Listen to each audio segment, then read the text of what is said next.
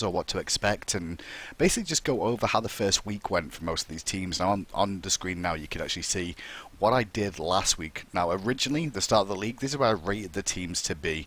This was generally based on their individual experience in the Pro League, the composition of the team they had together, positions they've finished previously at Worlds and LAN events.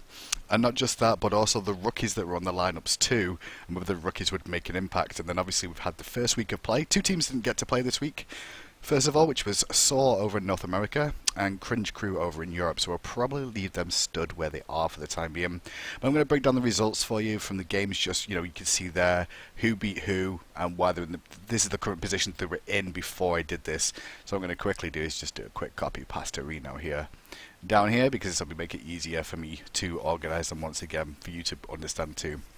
So they're going to be moving up and down, at least in my opinion, of where I rated them at the start of the season based off how they performed this week and going into next week's. If I think there's going to be such an impact on them from that performance, it's going to fuck them over completely and not make them in the same position they once were. So Cringe Crew and Saw, they're pretty much, I'm going to leave them roughly where they are. A team may to go up or down based off be ahead of them, just because of the performances they've had. That could see that I need to see more of Saw and Cringe Crew to really give an opinion on them. So, start of the week. Well, Wooney lost to Enemy first of all, and Enemy's down here. It's not a good start for them whatsoever for Wooney. Wooney with technically an all-star roster. When you think of anyone on that roster, you feel like they've almost got carry potential. Apart from, I'd say, Jeff Inley, because he's very, very support mindset. You'll never see him get a Panta kill or carry a team. Not like an Incon, he's going to go in and get the kills and pick them up. He's very support oriented. But there's 4 members on that team that are very, very strong, very, very experienced, multiple members at the World Championships and winners of several lands, but they didn't perform. The enemy roster, which on paper, when you know the enemy roster, they're not as strong as you'd expect them to be. And to beat Wooney was a real shock, real surprise to everybody in the scene for the most part. And with that, Wooney's got a lot of work to do this season, I feel. That's one of the easier opponents, I want to say, for them this season. They've still got to deal with the likes of Envy, with Saw, with Eager, with Denial. And we'll get to those teams later on, but for that matchup to be lost there was quite surprising. So for me, Wooney's going to be moving down right now to around 3rd. Just because Saw's not going to move, obviously, at the moment, because I've not seen them play. I estimated them at number 2, so I'm going to leave them at number 2. But Wooney, for me, is going to be coming down at the moment. Big talking points about that was that they just didn't play very well. They underperformed to an extent. Enemy played very, very well, just to be clear. I'm not going to discredit Enemy with this one, but you expected Wooney to do a lot better than they did. They made a lot of mistakes, a lot of miscommunications going on in there.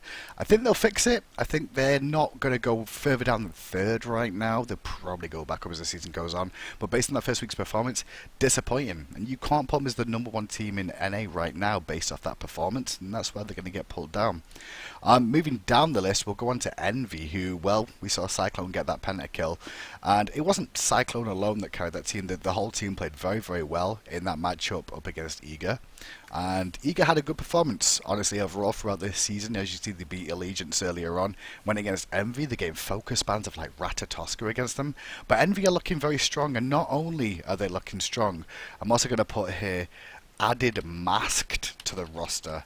Now, Masked is one of these players that a lot of people have spoken about for a very, very long time, and multiple teams have been looking to pick him up consistently at the start of this season. He started off with Denial. Well, he started off originally with Enemy, then moved to Denial because they wanted him to, and then finally he gets picked up by Envy once Weakens off the roster. Now they used Ionic in the jungle, who, let's be honest, he's not a main jungler, but he performed very, very well, did Ionic in the jungle, and this only feels like it's going to strengthen the opportunities for assault from the Envy lineup moving forward. So for me, Envy's going to be shooting up to number 1 on this list here, and we're going to slide Wooney in at number 2. So they're going to go up right now.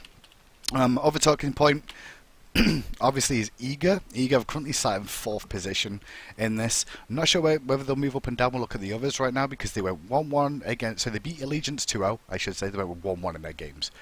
Beat Allegiance 2-0, which was what I expected to potentially happen this season with how those rosters are, and lost to Envy. It wasn't clean.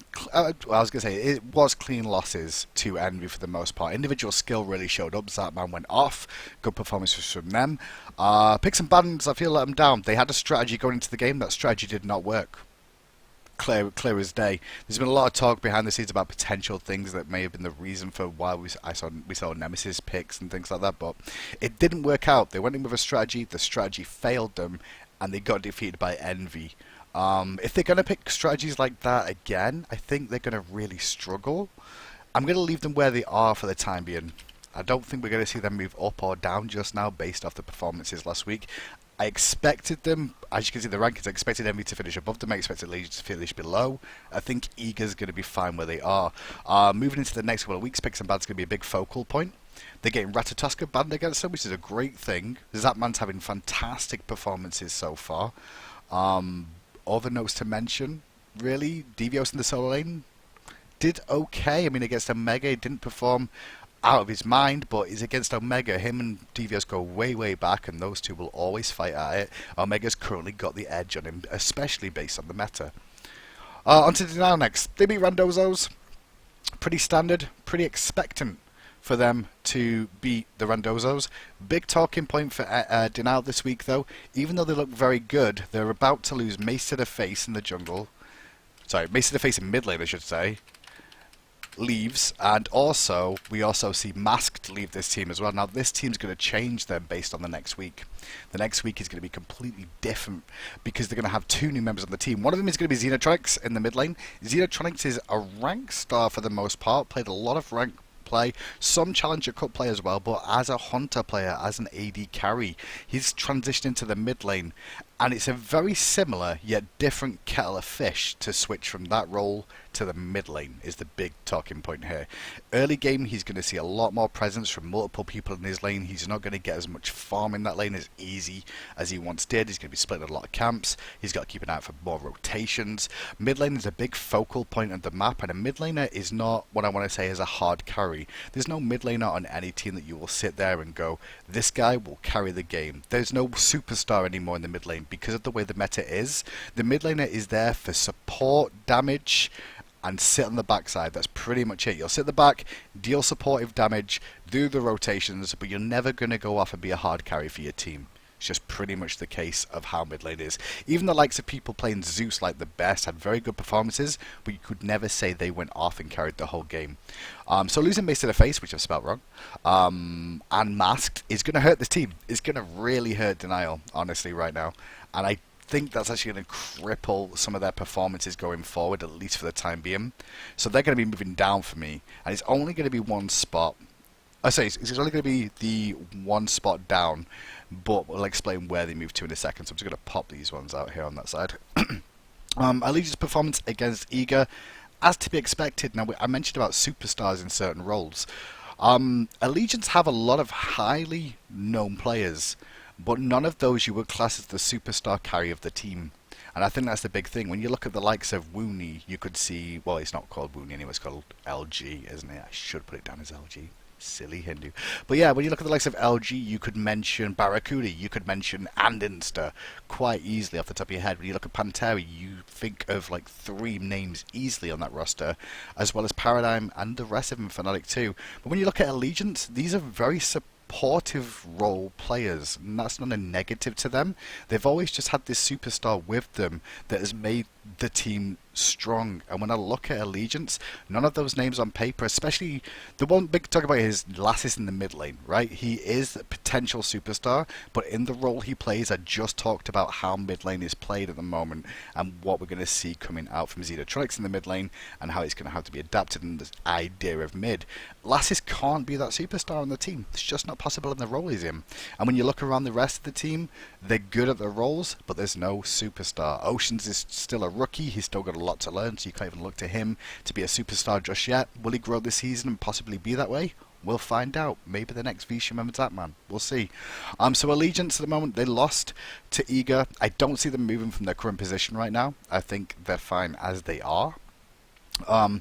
But because of how the other teams are playing here, and we'll get on to the next one, we're going to see Allegiance will move down a spot, not because of their performance being bad, but actually because of the fact that other people have played up. And when we talk about people playing up, that's what Enemy have done. Enemy came in, beat the #1 expected team from most people's opinions in the Pro League this season in North America, was LG, and they beat them. handily as well. They had a good performance, especially with the new members to the team as well. Things worked out really well for them. Another 3 rookies from the Challenger Cup to an extent who've been around the scene for a while really stepped up. Scream for me, one of the biggest talking points of the jungler. Verizial is, as you'll hear him being called on broadcast, but he used to be known as Scream, seems to be actually finding his place in the jungle in the Pro League pretty handily so far.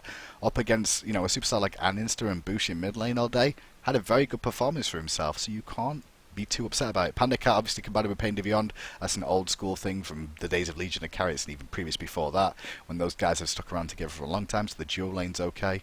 Overall, not a bad performance coming out from Enemy, and because of that, I'm going to move them up slightly at the moment because just that's the way they've played. So with the positions there, obviously I'm going to put Enemy up here. Denal's going to drop one because of the loss of the roster. I don't think they're going to drop to Allegiance just yet. I actually feel maybe Allegiance could be above Denal. This is very, very even between these two teams. It could be either one of those at the moment. So Enemy's going to move up a little bit in my rankings to around 5th. Finally, Randozo's lost to Denial, kind of expected. We can't move them off the bottom for the time being. There's nothing that's going to change my mind about them going to be able to get off that bottom rung of the ladder. Will they pick up a game or two? Yeah, sure, this season. But this season for them is about growing and trying to stay in the Pro League for me, not trying to get top 4, top 3, trying to get to DreamHack. No offense to them. I think it's just the situation that they're in. It's a very rough league, and North America's an absolute fucking powder keg right now of craziness. There's so many people involved, and so much good competition in this league. I'm really excited to see how this rest of the season plays out because I honestly couldn't really tell right now who's going to be top 4. Who's going to be top 4 by halfway through the season, let alone the rest of it. One thing I can say though is I can guarantee Randozo's won't be there, and Allegiance more than likely won't be there either. So that's why they're those who are currently at the bottom. Switching things over, we'll switch over to EU and have a little look over there and just see what happened this week in EU and talking points there. Well, Pantera beat Torpedo and Leftovers to a position that they should handily beat. They've got a game of the week against Paradigm next week, which is going to be a big talking point there to really look at number 1 and 2 and how close they are together, because at the moment 1 and 2, Paradigm and Pantera, are 1 and 2 guaranteed. The order may be dependent. I didn't put down that Paradigm beat Fnatic here. Beat Fnatic, and we've already got down drew with Dig and lost to Paradigm there for Fnatic. So yeah, Paradigm and Pantera 1 and 2. I still think Pantera will be number 1 handily. I think Paradigm have still got the same old issues. People have worked them out now. They've worked out who does what on that team and what their play style is. They still make the same mistakes of being over aggressive sometimes, and that showed in the Fnatic set in game 2 more often than not, where multiple times Fnatic got back into that game because Paradigm let them back in by making mistakes that they shouldn't really be making. Like taking on 4v3s and lazy backing and getting caught out of position. The boys know of this of Paradigm though, of course. So 1 and 2 will be staying the same in Europe. No big deal. The rest is anyone's fucking game right now. I actually sent out a tweet this week. Let me just find it quickly. Where was it? There you go. This is exactly my feeling on EU right now. This is my rating of EU. EU, Pantera, Paradigm. No fucking clue for the rest. That's pretty much the opinion right now because it is that close between these teams. What we're probably going to end up seeing though, let's go through them and just talk about the position changes for me personally of how I think this is going to play. Well, for now, Cringe Crew will stay where they are. I've not seen them play yet. They've got a double header this week. It should give us a lot more detail about how Cringe Crew are playing. I rated them as 4th potentially, based on the fact most of the roster hadn't changed and they just added Repicast to the team. So that was a boon for me, and that's why I had them in the top 4, especially when I looked at the rest of the rosters.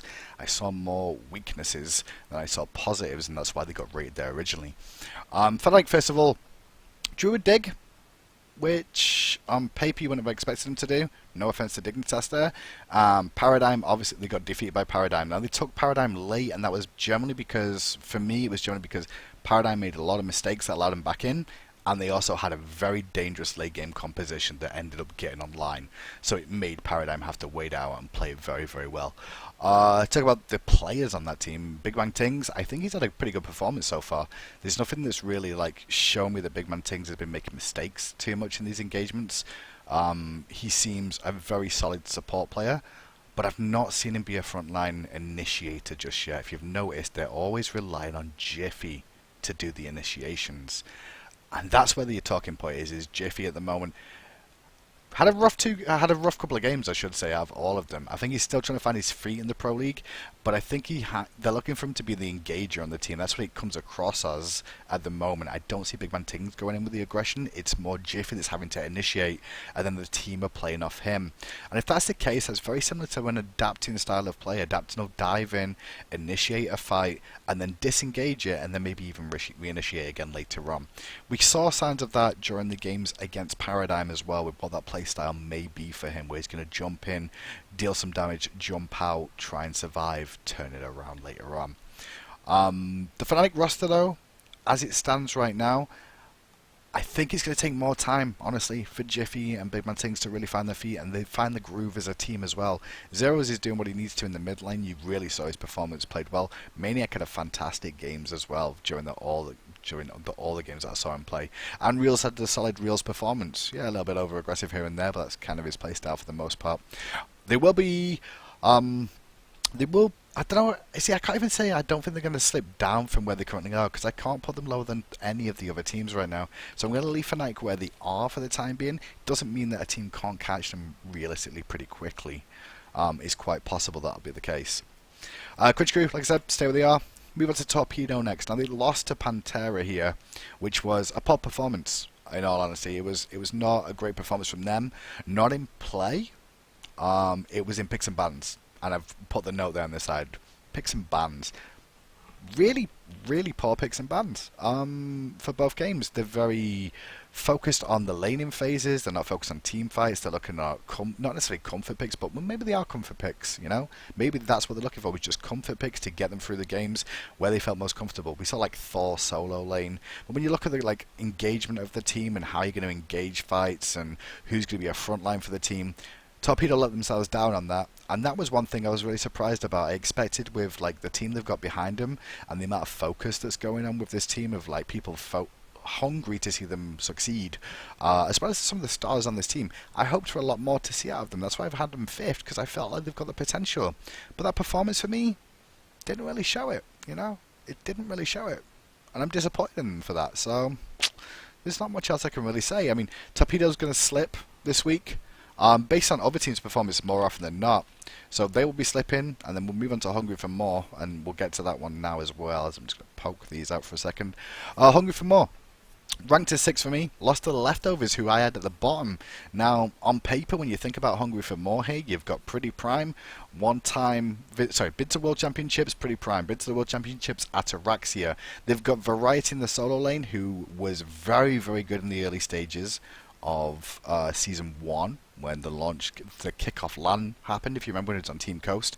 Very good performances from him. They've also got Captain Twig in the jungle, who's been around since time began, pretty much, and is an individual star in himself. Then in addition to that is Zindan, who's probably what we class as the rookie or the newer player. Not necessarily a rookie, he's been around a little bit in the scene, but he is new to the role, still in support, so he's still learning that. He pulled out a Jing 10, which, to be fair, a lot of people underrated. I think it performed pretty well from the Jing 10 pick, not to discredit that one, but that was their weak point overall. That's why they were kind of a little bit on paper feeling for me that they're going to struggle a little bit at the start of the season, just because of past performances.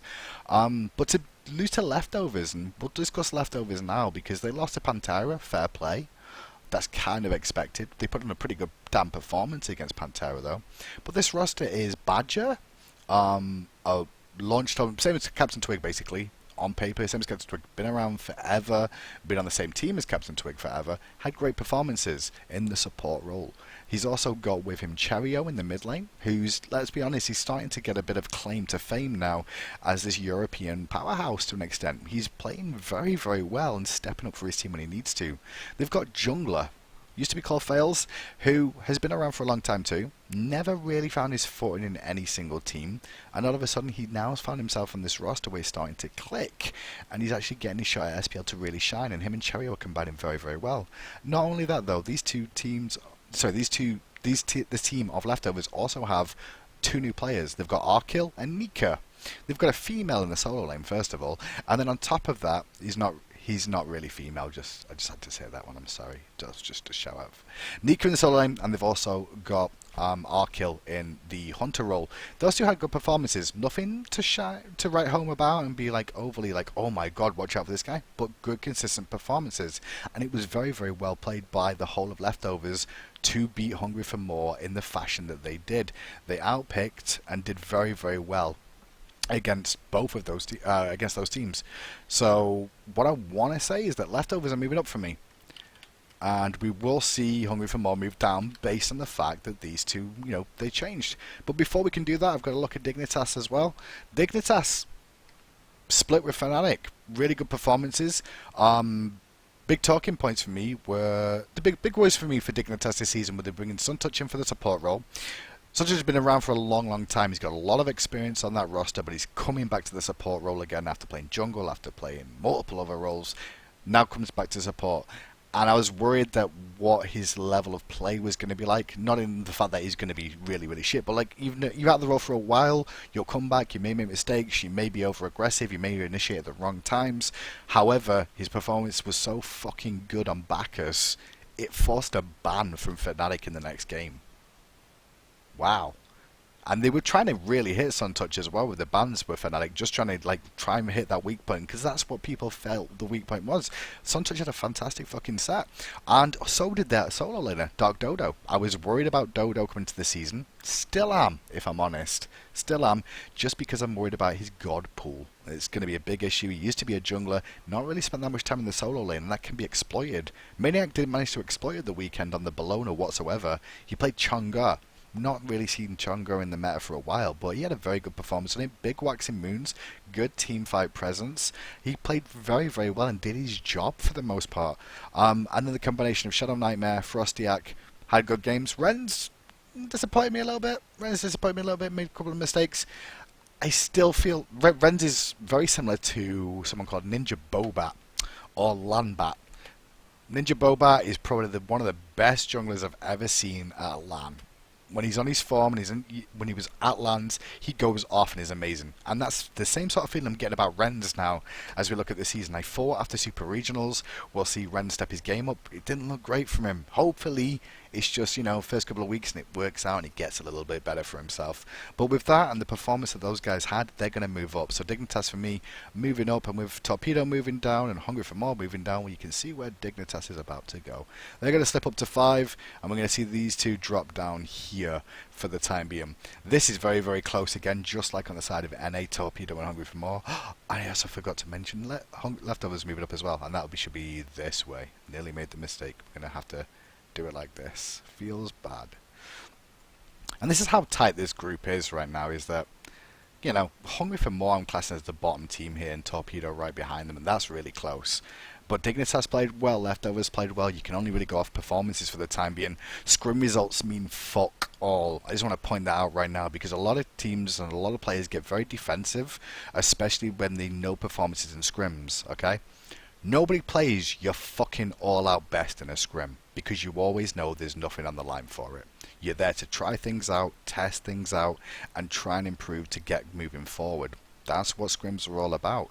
It's about testing, working on synergies, finding out what works, finding out what's weak, finding out where you're hurting in the early game and the late game. Scrims mean fuck all. No one ever goes all out in them. You'll try janky picks, you'll try invasion strategies, you'll try defensive invasion strategies, you'll try fast goal furies, you'll try fast fire giants. You're not going to do all those fucking things in a live game, are you? No. You wouldn't risk them half the time because you may get caught out. One or two will slip through, and that's why you do scrims, to practice those things and see if they're beneficial to you. But you can't base scrim results on whether or not you are a better team than another one. So I understand some people get a bit upset about that. Some of the players like, oh, how can you rate me so low when we've had such good performances? Well, fucking prove it in the Pro League and we can talk, right? So there's my standings overall at the bottom. Now you can see that's where I've roughly got the teams at the moment. This will change week on week, and I'm going to keep updating this. The only reason Saw and Cringe Crew won't move this week is just based on what we saw, these two teams. We didn't get to see them. Maybe Saw should probably drop down to here for the time being. LG probably, I still rate LG over Saw just about this season, even though LG's performance was bad. Cringe Crew sat in the middle now, and honestly, depending on Cringe Crew's performances this week, they could go up above Fnatic, or they could drop lower than Hungry for More really, really easily. It's not going to be a difficult one. In a minute, I'll come back and we'll go over predictions. So now we've talked through the teams a little bit and my opinions on where the teams stand at the moment. Let's go into the start of this week 2 and go through all the P's and B's of where you're going to put your points. Enemy versus Randozzo's. Enemy just defeated Luminosity Gaming. Randozzo's lost to Denial. You can see the records there that give it a way of what the current situation is. I like the fact that we're putting a record on here. Gives you a little bit of an understanding. Oh no, it's not. I was actually not the record at all. I was like, wow, that's really cool. They've got the record of what they're at. No, that's just like you're voting 2-0 for enemy or 2-0 for Randozzo's. Gonna go with enemy for that one. Pretty clear cut. Randozzo's would be a learning season. More than likely, it'll be enemy 2-0. There's a chance Randozzo's could take a game though, but your safe money's on enemy 2-0. Allegiance versus Denial Esports. Now this one is a battle for what I want to say 7th place right now, based off the standings that I just showed you. These two teams, Allegiance are going to be a solid roster. They're going to keep on improving. Denial are now bringing in Xenotronics to the mid lane, and the jungler is unannounced just yet. But I do know the jungler. I'm not going to say it. However, it's going to be one of those players where I don't think it's going to make a big enough impact to get involved with this team. So, with the rookie in mid lane who used to play Hunter against Allegiance, which are very, very established in their roles, I'm going to go with Allegiance 2-0 here. It's not to discredit Denial here. I think they could potentially take a game, but your safe money is definitely on Allegiance as well. Oh, it is records. Yay, it is records. That makes it even simpler now. So even when you go for your season ticket, just look at the one that's won the most games and you win. That's it for me. You don't need me anymore. Just look at the record, and if the record's better than their record, you just vote for them. If that's what you want to do. Anyway, Envy versus Saw. This is the first appearance for Saw Gaming here. This is, for me, the match of the week in NA. This is a nasty freaking game on Thursday. I hope I'm casting this actually, because this is a disgusting game. Envy looked very, very good in their performance last week. They're against Saw Gaming, who are superstars for the most part. Well, future superstars of the year is what I want to call them. They've got a lot of potential there. Baskin Robbins is definitely one of the names that you want to mention straight away. I'm actually going to go split here, based off the fact that Envy picked up Masked. And they look good with a substitute jungler already, Envy, in that game, honestly. It worked out well for them. I think with Master on that team, Envy just becomes a little bit stronger again. And I think Saw Gaming will be good, but I think they're going to have a few players who are going to show nerves. Homie FA may show nerves in this. I'm going to go split. There's no safe money in this one either. I guess the safe money would probably be an Envy 2-0 if you're a safe player and you want to go off experience of the two teams of players that have been around for a long time. I mean, you've still got Omega on that roster. Who's been to every World Championship and won at every World Championship technically. You've got Kiki and Cyclone Spin. Cyclone Spin got a Panta kill last week, so he's in form right now. And you've got Stealth in mid lane who had a very good performance in his games too. He's been to World Championships as well. 2 of them for him. He didn't get 2 wins though. But 2 World Championships for him. Performances. Your safe money would be on Envy. I'd probably look at split. That's my personal opinion. Cringe Crew versus Hungry for More. Now, based off where I've ranked Cringe Crew, off the performances and how experienced they've been of being a team, I'm going Cringe Crew here. Hungry for More did lose against Leftovers, which was a surprise. Could be a split. Like I said, it's a big juggle over in Europe right now from 3rd down to 8th of who anywhere could be. But I'm probably going to put my money with Cringe Crew. I think it's actually safer to go with 2-0s, I want to say, than going for the 1-1s. Maybe it's not. Maybe it's just me. I just feel like I'm going to go Cringe Crew here. Torpedo versus Leftovers. This is a big battle. This is a big battle between these two teams. This is probably the biggest battle I can expect in Europe this week. I want to say that. No, it's a lie because I know what the late game is. Trying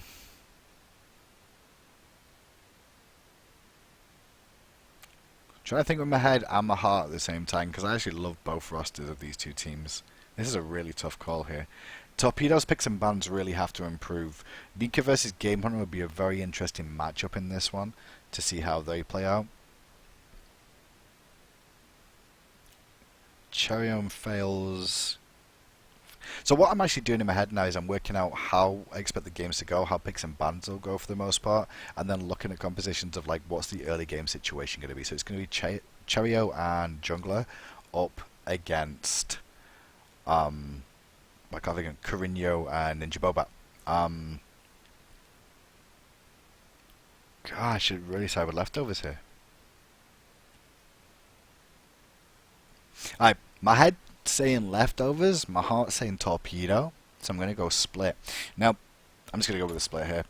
Basically, the explanation for this is I feel leftovers in mid lane and jungle composition are playing very, very well right now, better than Torpedo Gaming's mid lane and jungle composition. Even though Ninja Boba and Carino have been around for a long, long fucking time together, they're like blood brothers almost. I think we're going to see more out of Jungler and Cherio than we will. I think Cherio will outperform Carino, and I think Jungler will go even with Bobat. And that's my explanation for it. In the other roles, if we look at those two roles, Badger's going to contain Moex from going too aggressive in the early laning phase. He's played against Kanye Life multiple times. I don't see them being able to punish Arkil early. Arkil, though, could falter if Moex goes all in on him. It's going to be Arkil's playstyle to either play defensive against Moex or try and fight him back. And the solo lane Nika versus Game Hunter, I think we'll see them both farm that one out and try and make transitions to the game. I'm just worried about Torpedo's picks and bans too. So I'm going to go leftovers. I'm going to go split here. With all those explanations, you can make up your own mind as where you want to go. On paper, Torpedo Gaming definitely have more experience on their side. Leftovers have performances on their side. And then there's other factors as well to take in. It's a rough one though. This is the other one. Pantera versus Paradigm. Paradigm solved the Pantera problem at the Super Regionals. This is a big talking point, which people probably don't realise. That was the first time Pantera's really been beat. Paradigm solved the equation to get them to Worlds and get the #1 spot for Worlds. Coming into the season though, can they solve it again? Have Pantera step back up? Will Pantera slack? I doubt we'll see Pantera slack in this game either. It's going to be Pantera for me. Even though Paradigm did defeat him at LAN, I think LAN's a different beast, first of all.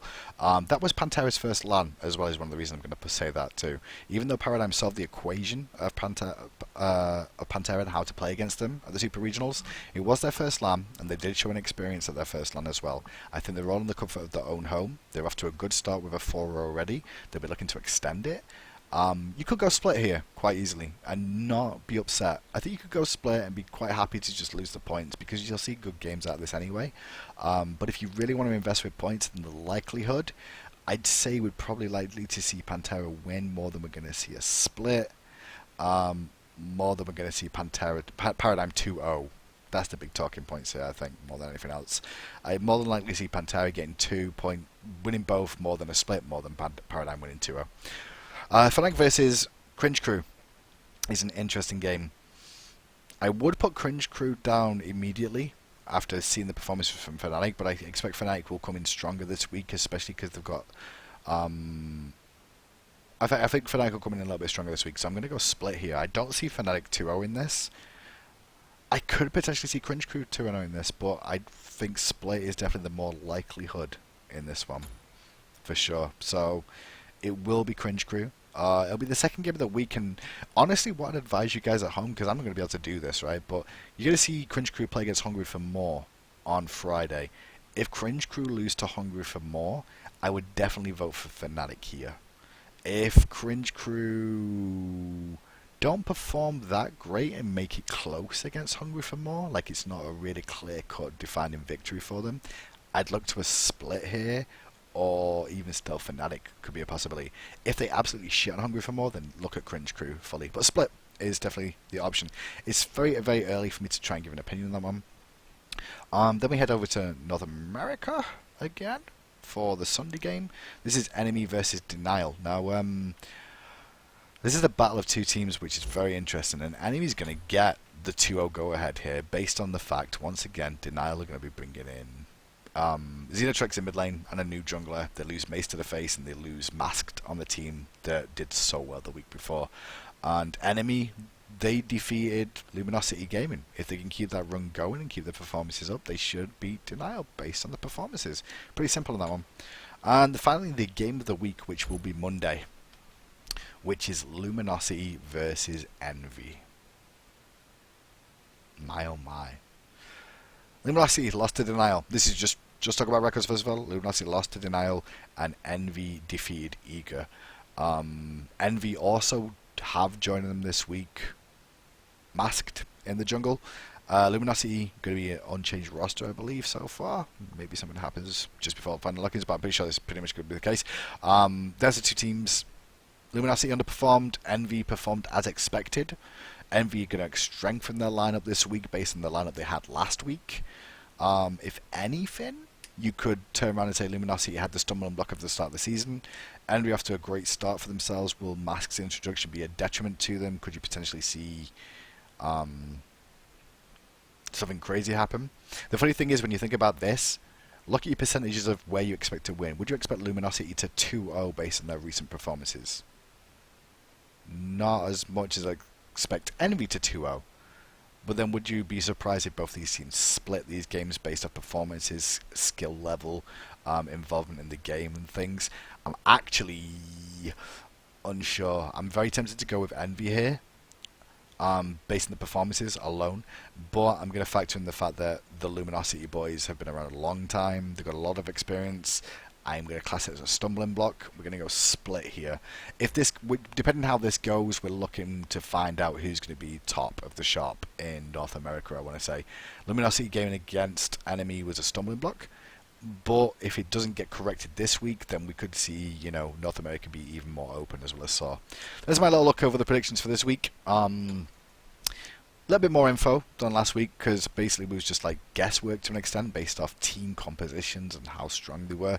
Obviously by week 3 we should have some sort of establishment, but at the moment anything goes. North America and EU are both so close. Hopefully you got some good information out of it. Leave feedback if you don't believe me or you want to disagree with me. That's fine. You're all allowed an opinion, apart from mine's right, because guess what? It's free FP week once again. See you later.